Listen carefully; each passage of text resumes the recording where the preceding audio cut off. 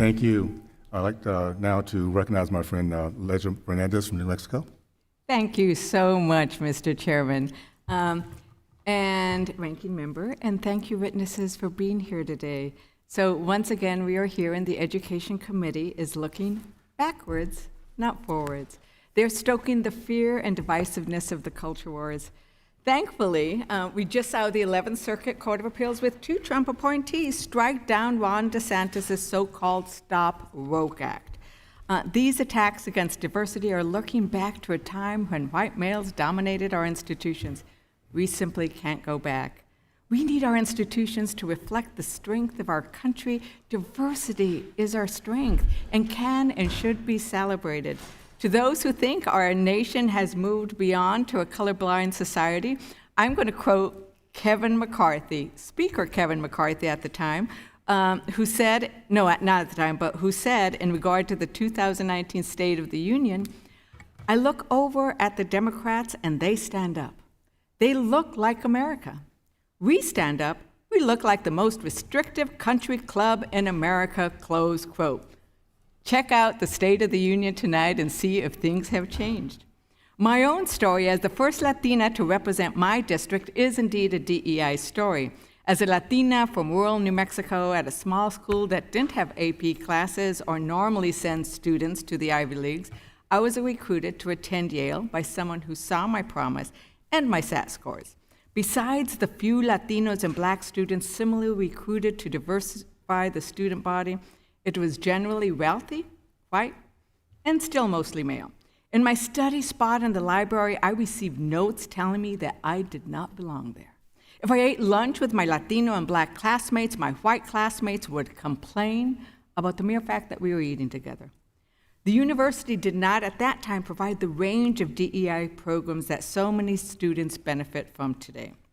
I worked hard to create opportunities for my classmates to learn more about my community and broaden their perspectives. I invited Cesar Chavez to speak on campus and repacked the halls.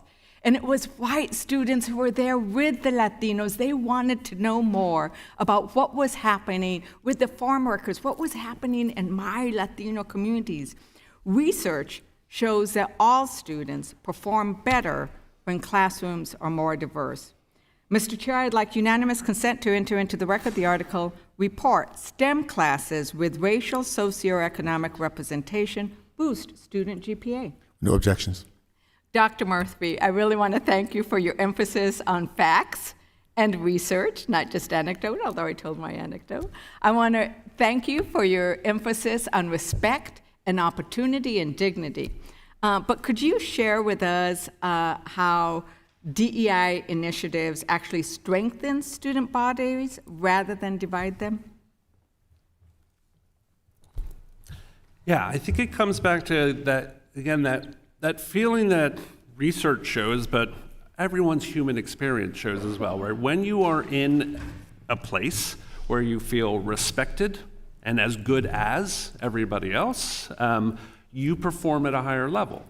When we're looking at highly selective colleges, the colleges some people now call highly rejective colleges because there's so few students can get into them, a lot of the success that students get from that experience is being around other students, right? Being around students who are not like them, right? And learning about sort of the richer American experience and gaining from those different perspectives. So, in fact, yeah, the emphasis on simply inclusion, just that one element there, is a crucial part of how DEI actually drives success, right? Retention and completion onward into a career.